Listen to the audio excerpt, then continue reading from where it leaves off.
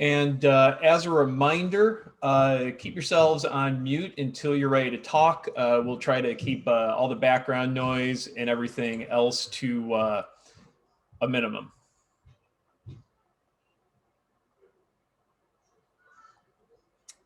And if for some reason you don't have a microphone or you're not able to talk, you can always, or you don't feel like talking, you can always type something in the chat box and we'll do our best to monitor that during the meeting.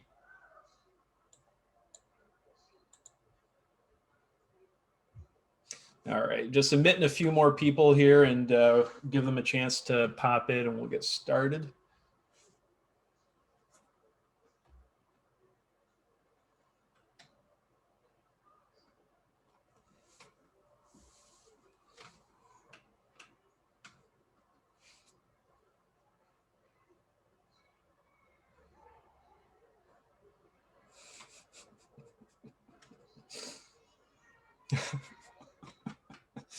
That's right, the legend, the legend. All right, a few more people. All right. This is what happens a lot of times. People log in right at 6:29, 6:30, and so we'll give them all a second to let their connection pop on here. But I do want to be respectful of everybody's time, so we will get started here before too long. And Shane, you're going to mention what Brent mentioned about giving Gary a kudos for all the hard work that he's done, you know, through all of this on the schedule. You got a memo from Shane, from Brett on that. Yeah, we are going to give signers a chance to talk, and we will touch on some of their unique challenges this year, so to speak. Exactly, but for all their effort, they said that we ought to all give them a kudos. Yeah.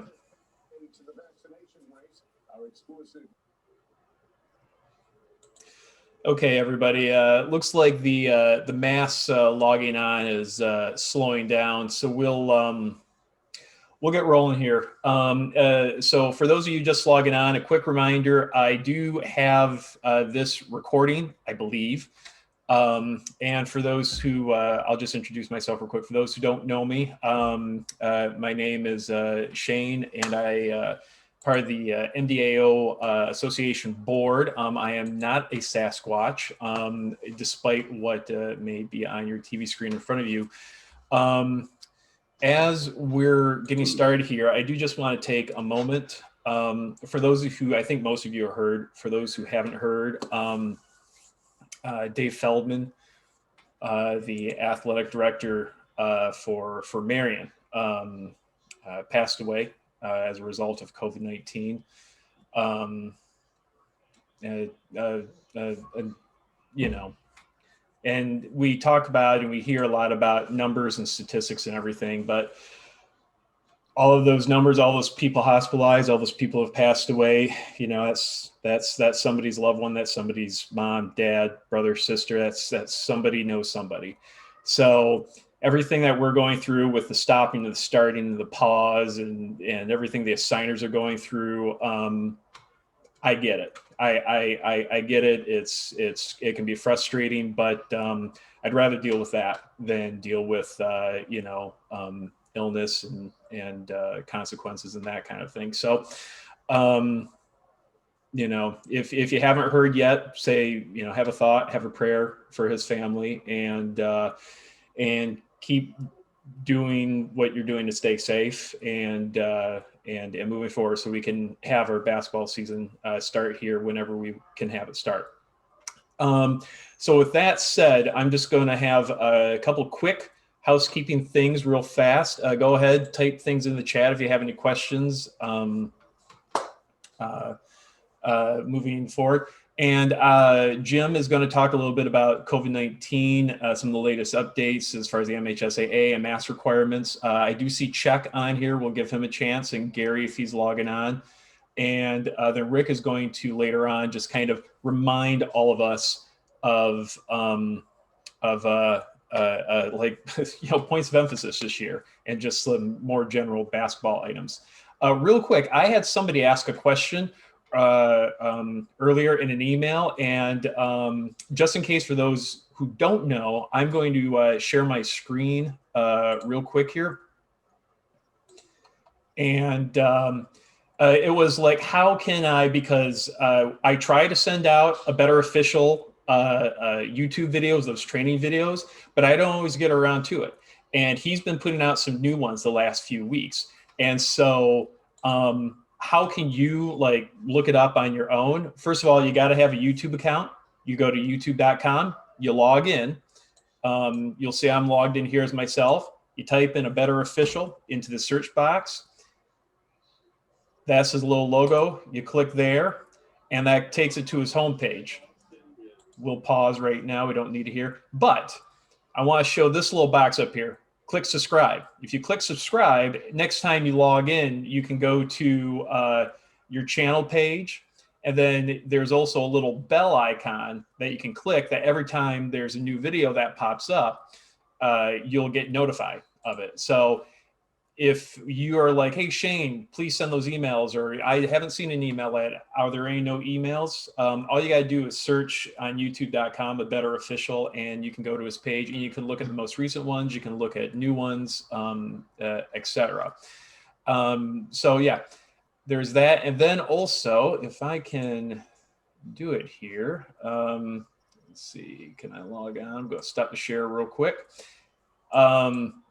Is a quick reminder, February 1st is still the new deadline. So I think most of us, if you are dedicated enough to be logging on tonight, again, thank you. I see almost 70 people on here. This is fantastic. And I don't know, I'm impressed. It impresses me that see so many people dedicated to log in tonight. But most of us have probably taken care of our business. But if for some reason you got to take care of a couple items, February 1st due date. So log on to MHSAA's website, log in as yourself, go to the officials page, check for you to be a member in good standing. Make sure you take the rules test. Make sure you can take the test for consideration for postseason consideration, 2 different ones, and make sure you have all those items taken care of. Again, most of us probably have it done, but just a reminder, if you don't do it now, if there's an issue where you think you should be a member in good standing, email myself at shanebuys@hotmail.com or Metro Detroit Athletic Officials @gmail.com. If there's an issue, just email us, work it out, and we'll figure it out. We got a little bit of time to do that. So moving on, right now, I am going to give Bob a chance to talk about any announcements that he wants to share. And I will right now, I'll just say it for him, keep your schedule up to date, keep your availability up to date, and so forth. I know it sounds like very simple, but this is more important than ever this year with all the changing schedules. So Bob, with that said, I'm going to kick it over to you. Okay, Shane, can you hear me? Yep, we can hear you. Okay, all right, I will be very brief. Obviously, everybody knows there are many, many, many changes. I'm just trying to stay on top of them. It's very challenging. So all I would ask everybody to do is just keep checking your Arbiter account. There are people that had games on certain dates that those sites have been changed. So, you know, you may have had a boys game at Athens on a certain date. If you look at it now, you got a boys game at Seaholm, or maybe you got a girls game at Rochester now. There's been just so many changes that I'm really having a difficult time keeping up to date with them. So I will do the best I can. Hopefully we'll be able to start, you know, when we're supposed to start, and we'll just work through it the best we can. That's all I really can say. There may be a few times where I ask one of the varsity guys to come early and work the JV game. And there may be a time here and there I may ask a JV guy to stick around and work a 3-man game with the varsity.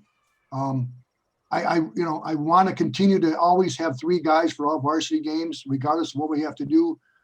We don't want to go backwards here because once we do it a little bit, who knows, they may want to just go back to 2-man again. And we do not want to do that. So that's really all I have to say. Just keep everything up to date, and we'll do the best we can, and we'll get through it, you know, the best way we can. If anybody has any questions, feel free to speak up. Yep. Any questions for Bob right now? Feel free to unmute yourself or type into the chat box. Hey, Bob, have the leagues given you revised schedules yet? 3 times. 3 times. The OAA's been revised 3 times. And the Lakes Valley's been revised twice. I'm waiting for the 3rd one. And I only do a couple teams in the KLA. That's been revised too. And I think Wallace is working on that now. If he hasn't got, he's working on it now. He might already have it done. So, that's pretty much it. They keep coming and keep coming and keep coming. I just go in there and switch it and make changes. So that's kind of where we're at. So.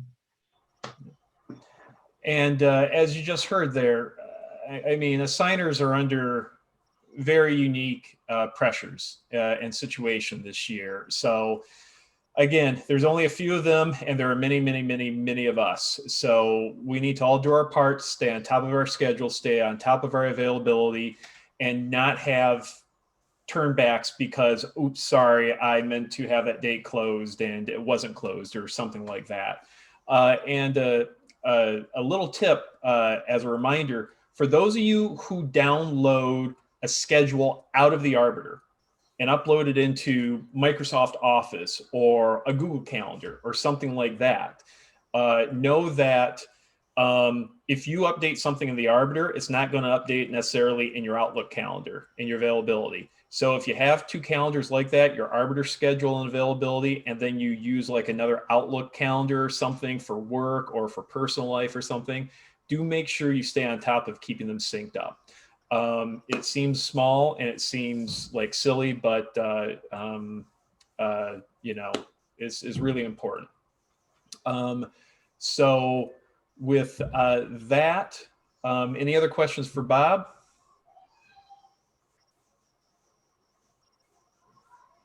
Okay. At this time, going to ask Jim to kind of share like some of the latest news, COVID-19, the restrictions, what things might look like for our games. And Jim, I'm going to, unless you want, I was going to share my screen and I was going to pull up the mask requirement PDF document. Hey Shane, I'm sorry. I was trying yeah, to unmute my phone. I'm sorry. Good evening, everyone. This question is for Bob. And I guess for those of us who do multiple sports, and maybe I'm a little premature, because Bob has some baseball games that are already scheduled out.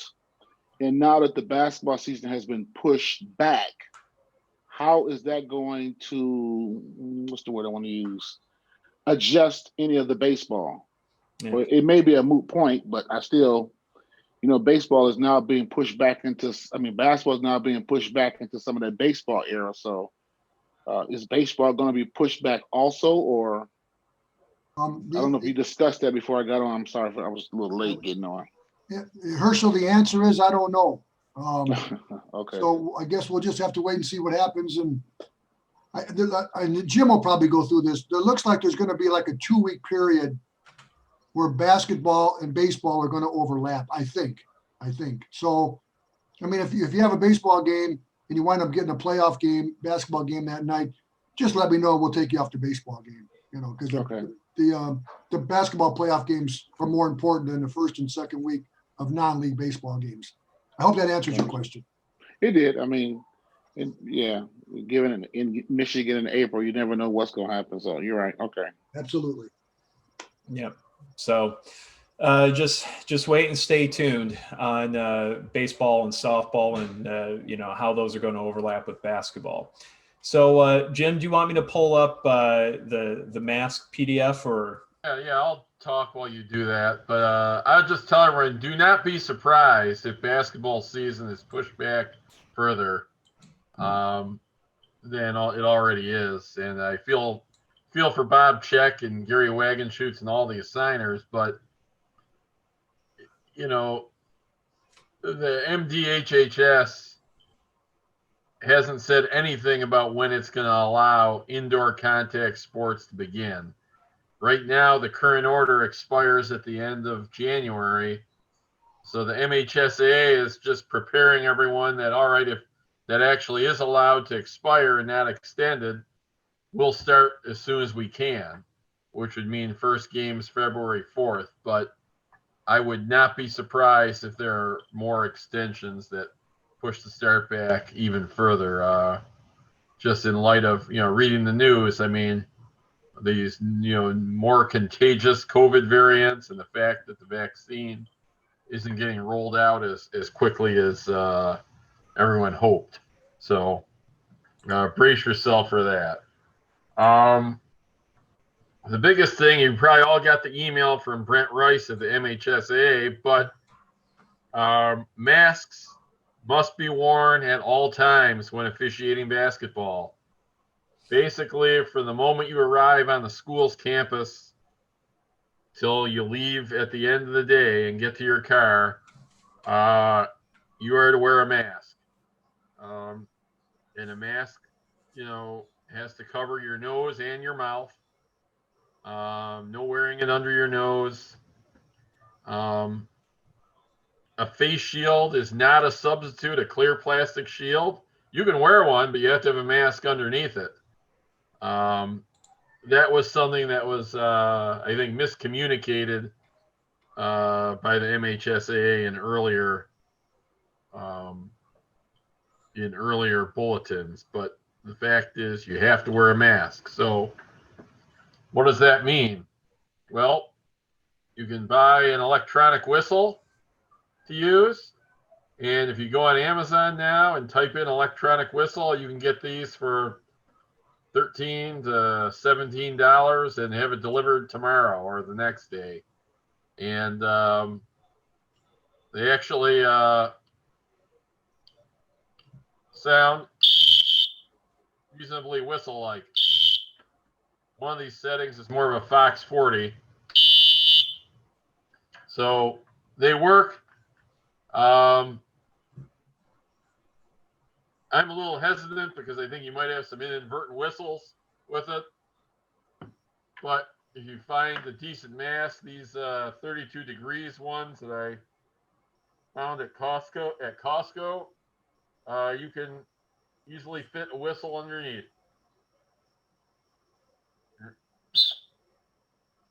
Work a game like you normally would with the whistle in your mouth. Now, when can you take your mask off? The exceptions under the state rule are when you're eating or drinking. If you cannot medically tolerate wearing a face mask, which I will tell you, very few of us, if any, would fit under that qualification of not medically tolerating it. A lot of people try to fudge that, but for instance, Delta Airlines, if you try to tell them you can't medically tolerate a mask, they're going to get you in a Zoom meeting with a doctor who's going to grill you about it and probably realize pretty quickly that you're BSing them, and they won't let you on the plane without a mask. So that's a reason not to wear it. Another one is communication. If you're communicating with someone who's deaf or hard of hearing, which given the age of a lot of scorers might qualify. So you might want to, if you pull your mask off to communicate with the table and put it back on, that's probably fine. I wouldn't think you get in any trouble. I don't know if Tom Sullivan's on the meeting, but if he's your partner, you can take it off to communicate with Tom because, seeing your lips, no doubt helps him understand what you're saying. So those are the reasons you can not wear a mask. There are a few others that the state supplies, and I don't think any really would apply to a sports official. Hey, Jim, is there anything against a mask versus a gaiter? Something like the bandana that kind of hangs around your neck. As long as it covers your mouth and nose. The requirement is basically a tightly woven cloth or other multi-layer absorbent material that closely covers the mouth and nose. So a neck gaiter that you pull up, maybe pull down, that might get kind of hot if you're running the court, but it might be the most convenient to wear. if you watch some of the NFL or college, you'll see some of the officials, the referees wearing a mask and having their mask on a lanyard so they can pull it off when they report penalties. You might want to, even try that. The players and coaches, everyone has to wear a mask. And one more thing, not necessarily dealing with masks, but at the scorers table this year, there should only be 2 people, the timer and the official scorer. The visiting scorer is not supposed to be at the table. The PA announcer is not supposed to be at the table. Just 2 people, the official scorer and the timer. And, the visiting scorer can run up at the quarters or timeouts to, compare notes with the official scorer as he or she sees fit. With respect to all the players and coaches wearing masks, we as officials cannot penalize someone for not wearing their mask or we're not wearing it properly. We can't send them out of the game. We can't give them a technical foul. But we are encouraged to remind players and coaches to have their mask covering their nose and their mouth. And if at any time you as an official are uncomfortable, let's just say you've got a wild ass coach who's, you're the center official right in front of his bench and he's 2 feet away from you without a mask, screaming at you, you can leave. You can stop the game. Tell the coach, tell the athletic director, this guy needs to wear his mask properly. And if they, after a period of time, if they don't comply, you can leave without penalty. And that would mean that you're going to get paid. That would mean that you're not going to get a bad rating from that game. You won't have games pulled from you for doing that. And, I would expect us as officials, just to tell people, hey, pull your mask up, because with players running, it's going to fall down below their nose. It's going to happen. And just like the idiots who pull their shirt out on purpose, they're going to pull their mask down on purpose too. You're going to get that, and just tell them, pull it up. And, if they're not complying, you talk to the coach. And if you're not getting any help, you are allowed to leave. You also could run into a situation where one team might not be comfortable because, the other team isn't wearing their masks. And if a coach from one of the teams says, hey, we don't want to play if these guys aren't wearing their masks properly, you can stop the game, go address the site administrator or the coach of the team who is, whose players aren't wearing their mask, or maybe it's the coach who's not wearing the mask properly. And if it's not resolved and the other team doesn't want to play, you can leave. And you don't have to worry. If you do leave, you do have to file a report online with the MHSAA. And all you have to say is, the players on Team X, would not wear their mask properly, and after being asked to comply, the school would not enforce it, so I left. Hey, Jim, I got a question in the chat, and then I just want to comment about writing a report. Okay. Not all of us have written a report online. There's nothing to it. You'll log in under yourself on the MHSAA page, and you go to the official services, and there's a report section there. And it's basically, you just fill out all the fields and you type in what you need to type in. Not knowing how to do the report online is not an excuse. There's a lot of people here who have done reports, some more than others, and that's fine. We're here to help. So you can reach out to Jim, Rick, myself, send something to Metro Detroit Athletic Officials at gmail.com. We can help you write a report, whether it's for this or for something else, and eject a player, coach, etc. And then the question in the chat box, Jim, was, does the timer and the official scorekeeper need to be 6 feet apart at the table?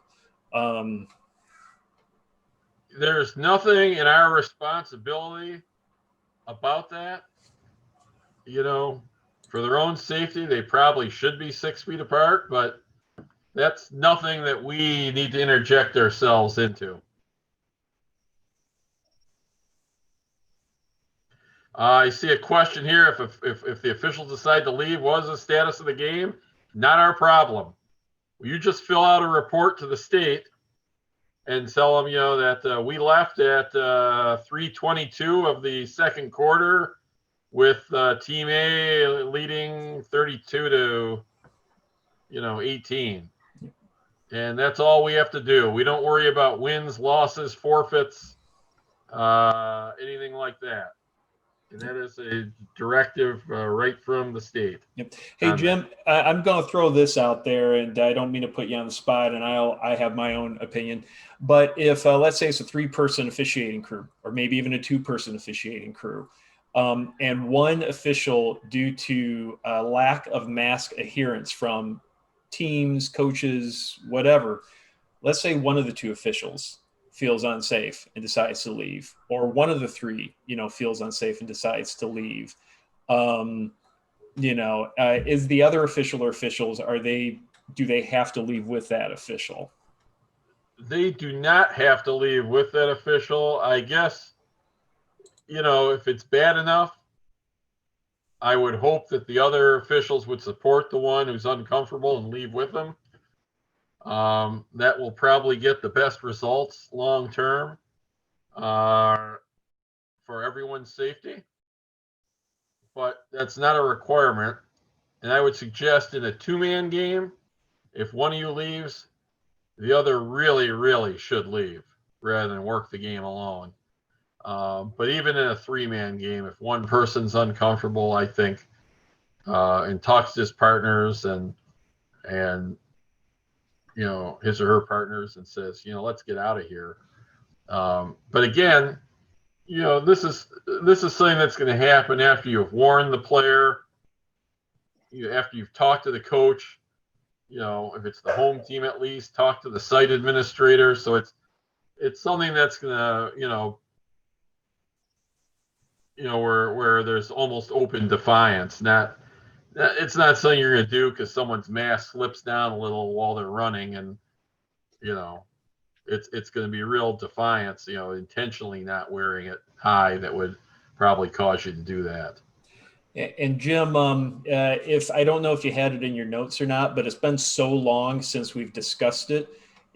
Would you mind touching base on touching versus no touching mechanics and kind of the coordination of how to do that with officials, with each other before the game? Yeah. Make sure everybody's on the same page. So there are optional no touch mechanics, which if you look at, if you go on click on the MHSA page under officials and sports specific content.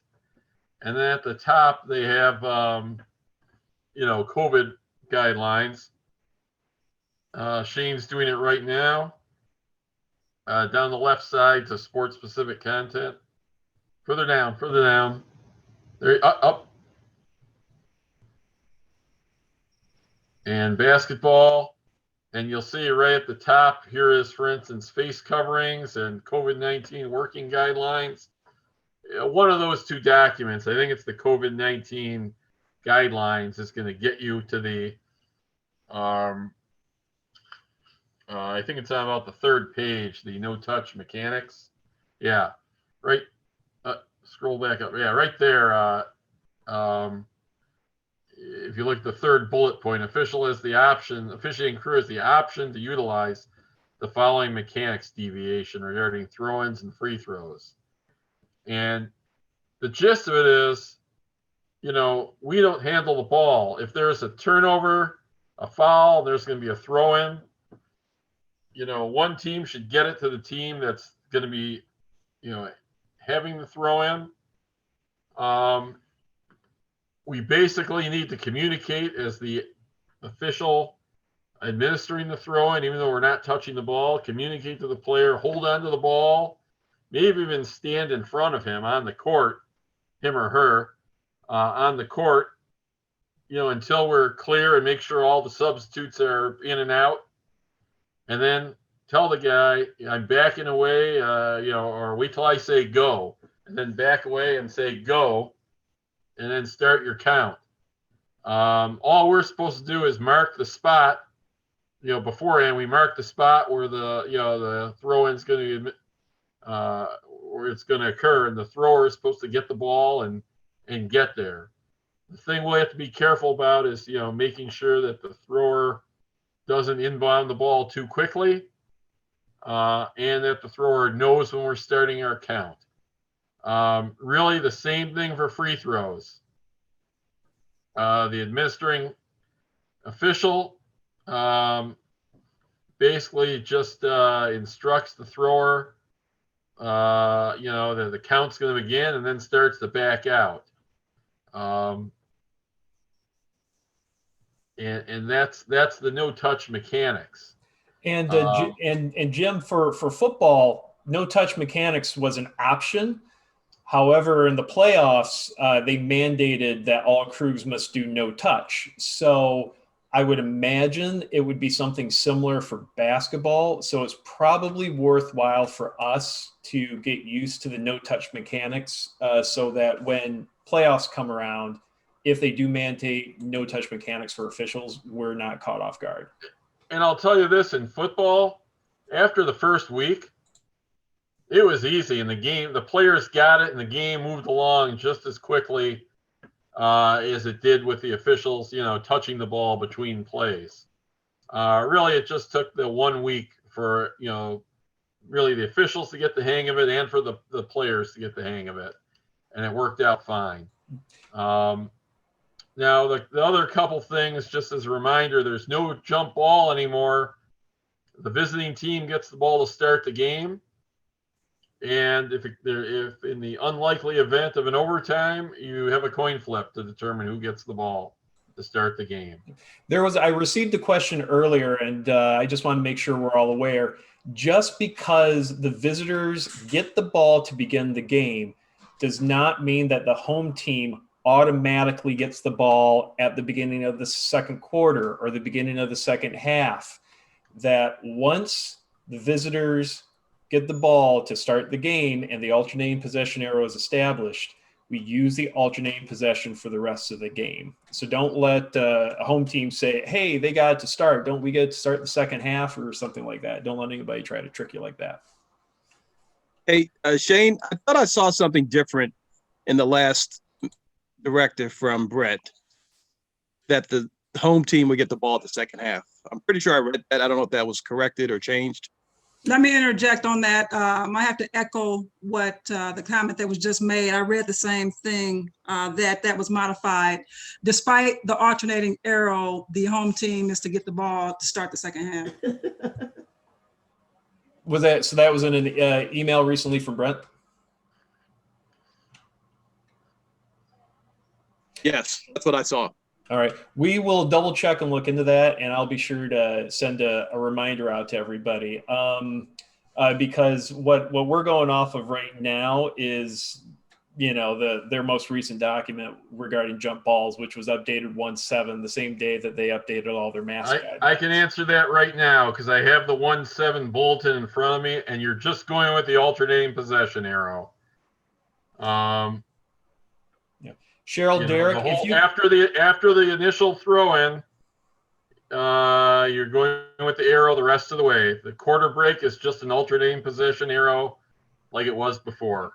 If you guys have something contrary to that, forward that to me, and we'll be sure to double check on that, because that is something we want to make sure that we get right and we get consistent amongst all of us. Actually, if you look right here, you have it on the screen right now.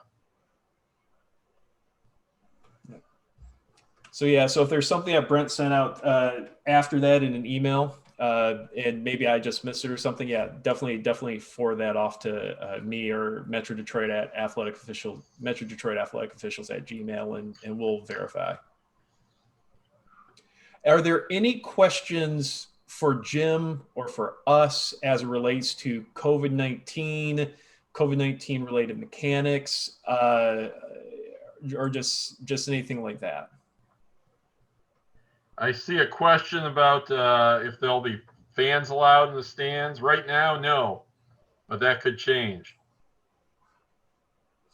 And that's why an electronic whistle, although in football maybe it's hard to hear across a field, might actually work out just fine indoors with not too many fans, and it could be louder, be a little more efficient. Any other questions or anything? Well, I do have one, and I don't know again if it was discussed earlier, because I do multiple sports, like during volleyball season. Brent had mandated that even though locker rooms were not available, there still should be a place for the officials to go once we get the game, halftime, and after the game. So you're not in the midst of, because even if you say it's not going to be any fans there, I still think they're going to, because in volleyball they did. So, and it was an indoor sport. The players had to wear the mask. But if you're telling me there's not going to be any fans there now, well, basketball is a little different. Say you're running up and down the court, you're getting sweaty. If we're expected to get there to come dressed, 9 times out of 10, no one's going to walk out there with a sweaty shirt and sweaty pants and go outside in the middle of winter. So let me interrupt you, cut you off, Herschel, because go right ahead, Jim. The latest they say the expectations for schools, it's on the first page of that, Shane, is that the officials will be provided a private, open, and/or ventilated locker room or meeting area. Thank you. Yeah. And I see another question here. If it's double overtime, do you do a coin toss or still use the arrow from the previous overtime? No, you do another coin toss. So every extra period, you would start with another coin toss. So all that means is, even if you're not the referee, be a good partner official and just have everybody have a coin. And again, know how you're going to flip that coin. We had a conversation. Can you flip it and can you put it on the back of your hand? You just flip it and catch it and open up your hand. And really, whichever one you use, probably a good mechanic is that when the coaches are out there and you're doing the coin flip and you're having that conversation, let them know how you're going to do it. Tell them you're going to catch it, you're going to put it on the back of your hand, or you're just going to catch it and open your hand. Give them that expectation, so that they aren't shocked of how you do it, or one official does it differently than another. And reason why you might want to catch it is if you're going to flip it in football, it's going to land and hit the grass. It's not going to bounce anywhere. In basketball, on a court, it's probably going to bounce all over the damn place. So. Now, I will say this. During last year when Brent was kind of mandating us to have some type of contact with the athletic director prior to going there, and I don't know where I fall in the season, new guy, whatever. I know I'm not a new guy, but I always send an email to the athletic director a couple of days ahead of time. Just, hey, listen, I'm with my crew. The crew is coming. This is the expectations. Who's there to meet us? Because in this COVID time, things are a little differently. And the last thing you want to do is get to a place and they say, well, oh, you got to go change over there in the corner. So again, I know we discussed that in the email that Jim just read off, but I think it would help us as officials if we be a little bit more proactive in making contact with an email, just to confirming, and so we can copy our partners in case we don't get there at the same time. Everybody knows what the protocol should be once we arrive in the gym or the arenas. That's a good point, Herschel, because the MHSAA says we're all supposed to arrive at the same time and be escorted in together. That gets pretty tricky during basketball season, with some people coming from previous earlier games or from jobs. It's often that people arrive at different times. So that's well taken. Had one more question. One other thing I'd say is that schools, they can impose their own additional restrictions due to COVID. And it's possible that you might get an email from an athletic director saying, hey, we have these COVID rules that you have to follow, and just be ready for them. The schools are supposed to send those out 10 days ahead of the game if there's anything stricter, but we might find that from place to place. Yep. Hey, one last question related to coin toss. The question was, do the visitors call it if it's multiple overtimes? And as I understand it, yes, visitors get to call it at the beginning of the first overtime, second overtime, third overtime, etc. Any other questions COVID related for Jim? Anything like that? Do want to make sure we give Rick some time to kind of remind all of us of the most recent points of emphasis, rules changes, etc. Yeah, Jim, it sounds like all this stuff, whether you work in a 2-man or a 3-man, should be talked about in the pregame. Handling the ball, the flip of the coin, mask if they're not wearing them properly. Do you agree with that? Yep. Absolutely. Especially when you're working with people you don't normally work with. So that means we all got to get there early and be able to have that pregame. Yep, that's good practice, especially given this kind of year. Yep. So right now, if you guys do happen to have any other questions related to COVID-19, feel free to pop them in the chat and we'll try to address them before the end of the meeting. I'm going to turn it over to Rick right now. Rick, go ahead and unmute yourself. I'm going to stop sharing my screen right now. If you want me to pull up the points of emphasis this year, or if you want me to pull up the rules changes, I can get those up on screen. Or if you have anything else, if you want me to let you share your screen, just let me know, okay? And you're muted, Rick.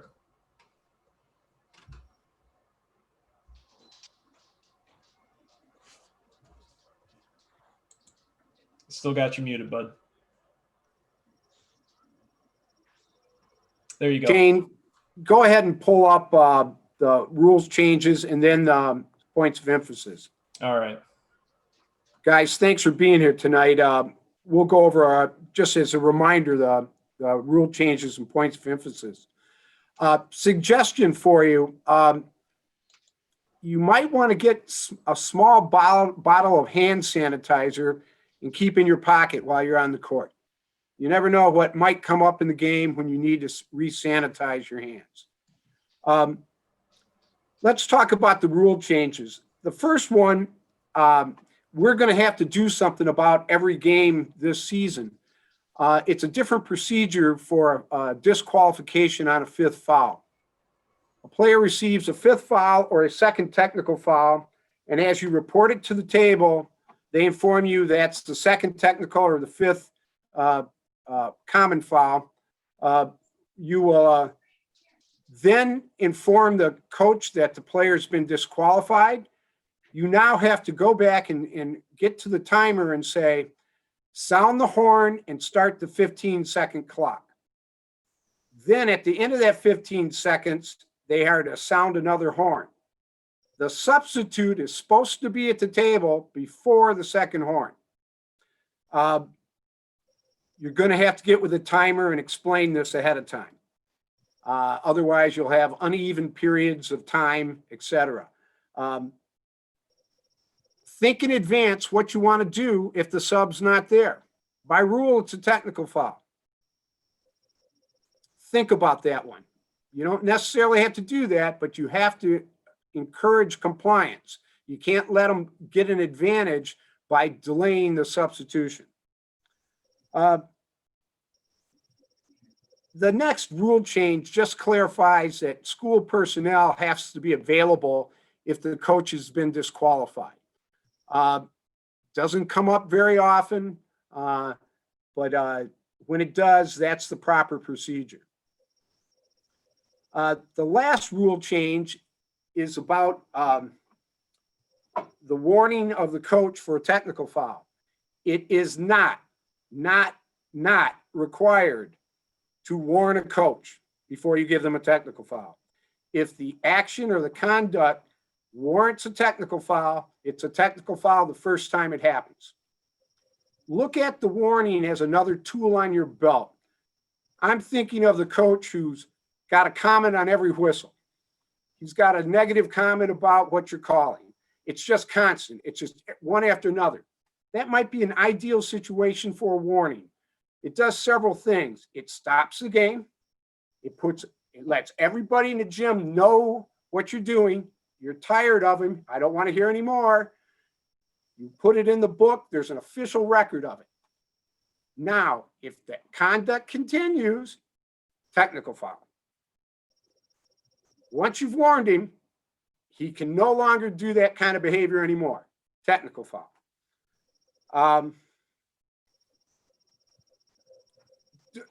Hey, Rick, somebody raised their hands. Chad Stevens. Chad, did you have a question? Oops, sorry guys, just changing my menu around. Didn't mean to get your attention. All right, Rick, back to you. Okay. Shane, switch over to the points of emphasis if you can. And everybody, just so you know where these are posted on our website. And our website is MetroDetroitAthleticOfficials.com. And they're all just right there. And I pulled them off word for word from the National Federation High School website. The link directly to the National Federation's right there. But I tried to put them all here for your convenience. So this is where we're getting these. Just an additional thing about the disqualification procedure. If you go to the officials manual on page, believe it or not, 140 is the proper procedure to use for disqualifications. Let's jump to the points of emphasis for the year. Once again, the block charge call is a point of emphasis.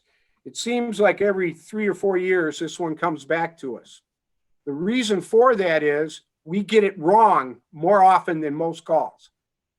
We don't focus on what we need to focus on. The secret to calling any block charge situation is refereeing the defense. Make sure the defender has established a legal guarding position. Once that's done, your job gets a lot easier. Then you're only looking for contact into the defender. If that contact comes through the torso and he hasn't moved obliquely, which means at an angle towards the player, that is an offensive foul. My personal opinion, we don't call enough offensive fouls. I think we penalize the defense unfairly once they've established and move. Anytime someone moves and there's contact, we tend to call it on the defender. It's not often how it really is. It's about a 50-50 whether it should be on them or not. Get charges early. If you call a couple charges early, a couple things happen. They quit crashing the basket like crazy people. They start pulling up, taking jump shots. It's a lot easier to officiate jump shooting than block charges going to the basket. And if you do it in the first half, the coach you're calling it against doesn't have a good look at it. He's at the opposite end of the floor. So just some little points to help you go smoother in the block charges. Legal guarding position. 2 feet on the floor, facing the defender. If it's facing the offensive player, excuse me. If the offensive player has the ball, anything short of contact is legal. If you're guarding a player without the ball, time and distance might be a factor. And that's where you get paid for that, your big judgment on those.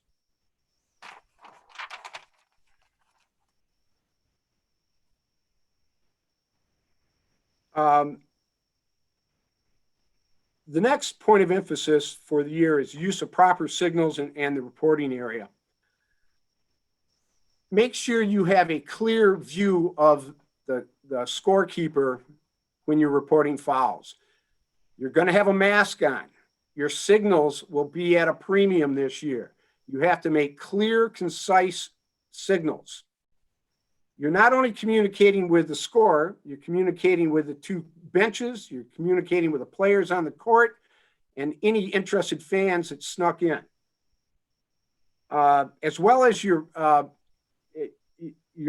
partners. Your partners got to know what you have. They might know a little bit from your preliminary signal, but they might not know all of it until you've verbalized it at the bench.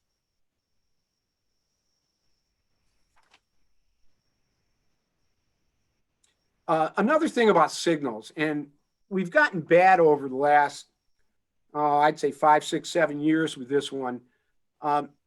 We tend to make calls without stopping the clock. We'll just go right into a travel call, or we'll just send the play down. Stop the clock. The value in doing that, whether you've got a violation or a foul, is this. It gives you a pause. It lets you replay the play in your head, and you ensure you get it right. Sometimes that first reaction is to send one, and boy, no, it wasn't. And also, it keeps you from calling blarges. If you're sending a call down the floor really quick, you probably haven't heard the second whistle, who has the opportunity to call it a block. No excuses for blarge. That's always on the officials. You can't have that.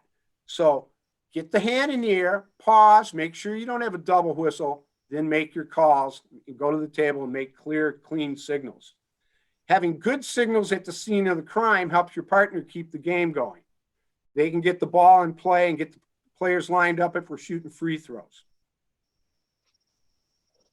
Again, I'll say communication will be critical this year with limited personnel at the table. There's no one to check with, in other words. Also, use only approved high school signals. Don't make up your own. The next point of emphasis is about palming and carrying. Most of us know what that is when we see it. I would suggest you implement the tower principle. The tower principle is there must be an advantage gain or a disadvantage placed to make the call. In other words, if I'm carrying a ball walking up the backcourt with no one pressing me and I carry it a little,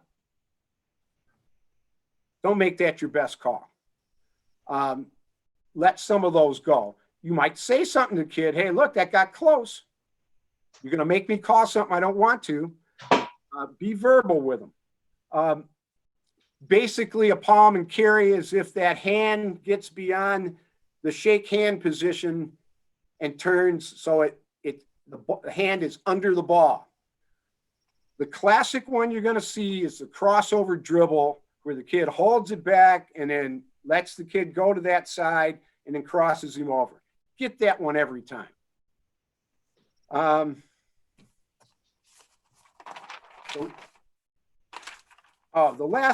last one's on intentional and flagrant fouls. Here's the way to look at intentional fouls. Intentional foul is not just an end of the game occurrence. It can occur throughout the game, and in my opinion, should be called throughout the game more often than what we do. You can have intentional fouls at the end of quarters, end of the half. You can have intentional fouls for excessive contact anytime. Look at it this way. You have your regular personal foul. You have an intentional foul, which is 2 shots and the ball. You have a flagrant foul, which adds ejection to that. Look at it as a continuum. Another time when we should be using intentional fouls more than what we are is when we have a hard foul and the kid goes to the floor. I think in those situations, it's critical for the officials to get another opinion on that call. Now, if it's just a devastating hit and it's clearly a intentional foul, you can call that right away. But if he goes down hard, I may want to see hear from my partner what it looked like from his angle. You can always upgrade a call to an intentional foul from a regular foul, or from an intentional foul to a flagrant foul. Look at them as a continuum. Look at them as different tools you can use. Pick the foul that fits the occasion. Flagrant fouls don't often happen. Intentional fouls happen a lot. Regular fouls happen every play.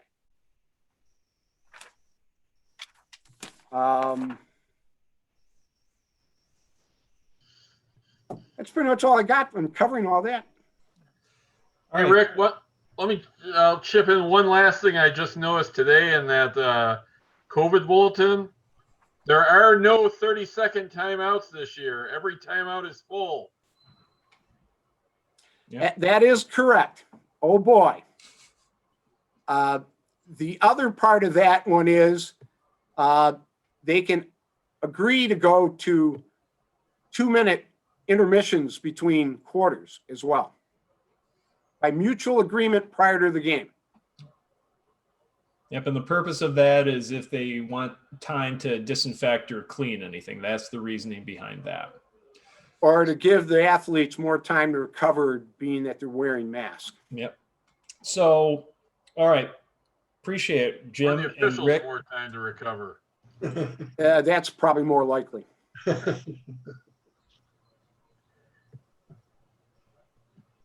Hey. So Sherelle has a comment to me, and Sherelle, you're very kind, sending a direct message, but let's address it now.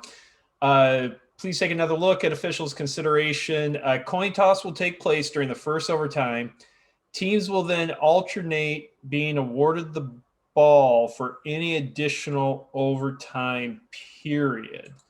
Jim, can you find that in the COVID document and let me know, and I'll pull it up here on screen and we'll verify that.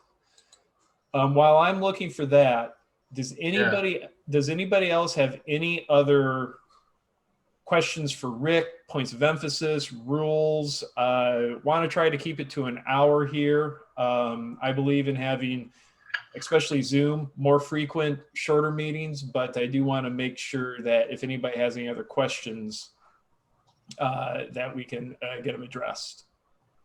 Hey, Rick and Jim, do you anticipate now that, we're not going to be handling the ball and we got, a tight game, and now we're going to expect when the ball goes out of bounds, we're going to expect the player to give the ball to the other player in a heated battle? We know, we've seen it, and they really, really toss that ball or throw it. Are we going to have to consider, not being a technical foul, but maybe a warning? You have to use your judgment on that. All right. Yep. Had another question here while I'm looking at this. Pre-game duties, as far as being opposite side, and are we wearing jackets when we walk out there? As far as I understand it, yes, we're still being opposite side for warm-ups. No jackets, and that's because you're not handing jackets over to anybody. Questions about gloves being permitted. Jim, correct me if I'm wrong, but as I understand, you could wear, latex gloves or something. Yes, officials can wear gloves, as can players. Players are allowed to wear gloves. One last thing on the masks. There are no color or logo restrictions on face masks. So even though we're still expected to enforce, headband, arm sleeve, tights, all those color and logo restrictions, they basically can wear a mask. I think if it had profanity on it, we probably could require that to be changed. But,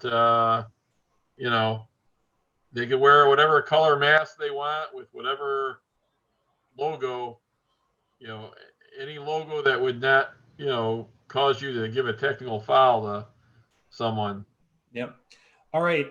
So 2 quick points. One, Sherelle, I do appreciate it. So as to correct what I stated earlier, there is a coin toss at the beginning of the first overtime period. The visiting team head coach calls it during the meeting. Then alternating possession thereafter for any additional overtime period. So there's only one coin toss. There will ever only be one coin toss during a basketball game, and that is at the beginning of the first overtime period. So thank you, Sherelle, for pointing that out and finding that. And so to that point, don't necessarily believe, just what somebody else told you or hearsay, that kind of stuff. It's all more important this year that we're all on the same page and have it in writing, go to the rules reference, open up the book, the email, whatever it is. If you're like, oh, I thought it, just make sure you have it in front of you, whatever the issue is, have it in writing. Quick question. Are they introducing starters? Do we go to the other side of the floor? So I know for a fact there is no handshakes. There is no, fist bumps with the officials. I know there's nothing like that, but they might still be doing introductions. Jim, are you aware? Do you know? I look for that and I don't see anything. I think the intent is that they're not going to do it because they don't want, even the 5 players, who are introduced huddling up, around the foul line. But if they do it, I don't see anything specific, prohibiting that. But, the players aren't supposed to come and shake hands or fist bump with us. Stay the hell away from us. Yep. So if they are doing introductions or something like that, do we have to stay on, table side and then we kind of, run out and, flare out at the same time? I don't think you necessarily have to, wait. I think you can go opposite side if you wanted. Just coordinate that with your crewmates. And again, when in doubt, social distance, if it makes sense as far as social distancing goes, and it's not otherwise stated mechanically how you should do something, just let that be your guiding light as far as what to do. And no more captain's meeting. Correct. Only with head coaches. So we got a scenario here. Visitor team wins toss in overtime. Arrow to the home team, correct. Jump ball, arrow to visitors. Yep. First overtime ends. Who gets the ball to start the second overtime? So in that scenario, visitors win the coin toss. They obviously will take the ball to begin the overtime. The arrow is set when the ball is at the disposal of the visiting team. So you hand the ball off to the visitors team picks it up and you say go, and they're inbound to the ball. The arrow is set to the home team. There is a held ball during the first overtime period. The arrow flips back to the visitors team. And so tie game again. We begin a second overtime. The arrow is to the visitors team, and then in that instance, the visitors would get the ball again to start the second intermission overtime. So the only time that you're in essence resetting the AP arrow, the alternating possession arrow, is at the first overtime. So the arrow is set at the beginning of the game. It gets reset at the beginning of overtime periods, and then you use that same alternating possession arrow back and forth for however many overtime periods it takes. Pre-game meeting with only coaches. Question about, Jim, I don't know if you saw it, watching a college game on TV, and head coach had a mask with a Black Lives statement on it for high school. Again, if it's not profane, if it might be a little political or that kind of stuff, or religious, or something like that, I would steer clear of it. I would not interject myself personally into that kind of conversation. Since we're allowed to wear if it gloves, says a word that would cause you to give a technical foul if the coach said that word to you, then you could make him, change masks. But, you might hate the president, but if they're wearing a MAGA mask, they can wear it. Whatever. Yep. As long as it doesn't say, F someone or, whatever. Yep. That's a good question. So if it's not, profane, that's a good way to think of it. If somebody's going to say something to you and you would give a technical foul for it, it's probably, something that needs to be addressed. And oftentimes your game site administrator, the athletic director, if they're on there, they're going to be your best friends in those kinds of situations to kind of work it out together. Since we are allowed to wear gloves, that means we can touch the ball in free throw, administration, inbounds. So again, work it out with your crew. You don't want one official doing a touch mechanic and other officials doing no touch mechanics. Really, gloves, and this goes the same for, let's say, somebody working at Subway who's wearing gloves. Just because you're wearing gloves doesn't mean you still can't use good, proper hygiene, that kind of stuff, because those gloves can act like a second set of skin. And if you touch something, contaminate or whatever, and then you rub your eyes with those gloves, they're not protecting you. And so really, if your crewmates and you are all doing no touch mechanics and you still want to wear gloves, just as an extra layer of precaution, that's fine. And you can do touch mechanics. It's optional for the regular season, at least.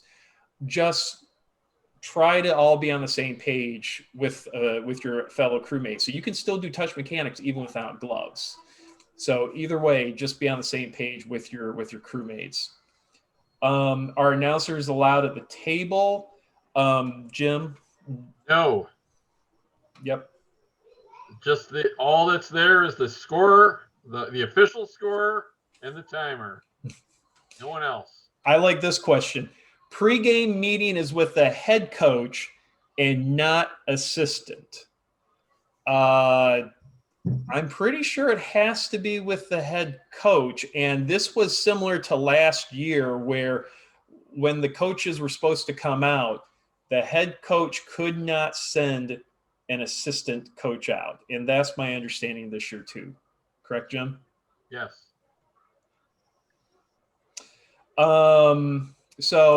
Let's see, any more? I'm going to check the chat box. Jim, you got any other questions here? Will we have 2 game balls since the ball is supposed to be sanitized after each period? I haven't heard that. As I understand it, it's going to be just 1 game ball. If they have more than one and sanitize it, let them change balls. As long as you've looked at it and approved it. Yep. It's kind of going to be those kind of tough situations that, whether it's 1 ball, 2 balls, if you check them out with both, just make sure that both coaches are on the same page and they're aware of it and they're okay with it. You don't want to have that come to light like in the middle of the game and the one coach is like, wait a second, what? We're switching balls? If that's something that's going to happen, just make sure everybody's on the same page and sort it out before the beginning of the game. So if the home team gets the ball at half, regardless who gets to start the second quarter, no. So the arrow is set at the beginning of the game. Visitors will just automatically get the ball unless there's a technical foul or something during warm-ups or something that might change it. But the visitors get the ball. The alternating possession arrow is set to the home team at that time when the ball's at their disposal, so to speak. The alternating possession arrow acts just like it would any other time at any other season, right up until overtime when you do the coin flip thing. So whoever gets the ball at the second quarter, whoever gets the ball at the third quarter, at the beginning of the fourth quarter, it could all be the same team, depending upon how many held balls there are, how it works out. It could flip-flop back and forth. It just will depend on the held balls, alternating possession arrows, and it acts as a regular alternating possession arrow as soon as it gets set at the beginning of the game? Good question. If they send an assistant, isn't that so? Yeah, this is as I'm going to steal what Rick says. It's one of those kinds of situations where don't let it be your best call and say, hey, Mr. Assistant Coach, happy to see you. We really do want the head coach. Would you please go get him? Well, he told me, he said to send me, and you say, yep, I totally understand that. And I'm telling you and I'm sending you back to please ask him to come out. And, try to work through it and really get that head coach out there, as reasonable. Hey, Shane, Yeah. last year, one of the practices that I used that, because I had that happen a couple of times, those grandstanding head coaches don't want to come out. And I just had an assistant just say, hey, listen, please let him know if he does not come out here for the pregame, he will not be allowed to use the coaching box. And I tell you what, it solved it every time it happened. It only happened about 4 or 5 times, but every time they went back with that message, now they came out a little attitude. But whenever I was sending back out and say, hey, listen, if he doesn't come out for the pregame, he will not be allowed to utilize the coaching box. And I just left it alone. And every single time they came out. Yep. So Calvin, that's a good question. Yes, you could do that. He could lose the coaching box, the head coach, if he doesn't come out. But use your powers of officiating persuasion and get them out there as best you can to the meeting. These are all fantastic questions. We're at 7:40 right now. Does anybody else have any other questions for the good of the group?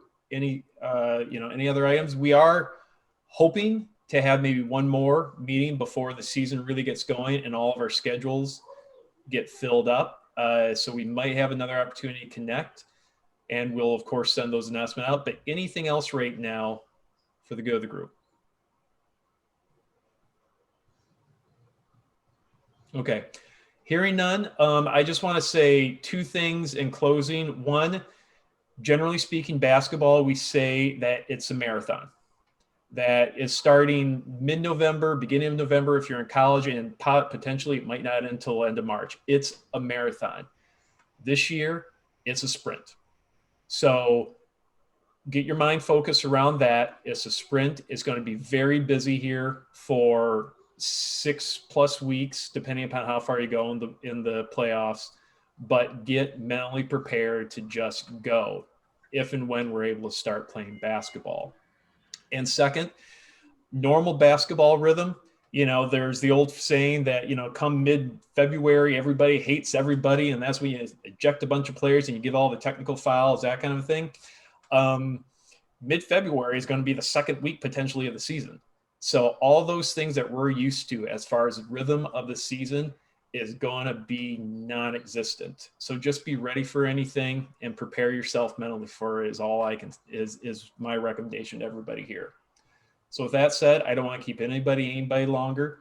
If you have any questions, I'll kind of hang on for a little bit, or you can just shoot us an email and we'll follow up with you. Again, over 75 people logged in tonight. I love all your dedication, and this is fantastic. Good night, good evening, and have a good rest of your week. Thank you. And we appreciate all you've done on this, Shane. You deserve kudos too. Thank you, Jack. Absolutely, Shane. Good leadership. You too, Jim, Rick. Thanks, And Herschel. Jim Thanks, too. guys. Yep, Jim too. It is. We always include you. You know that.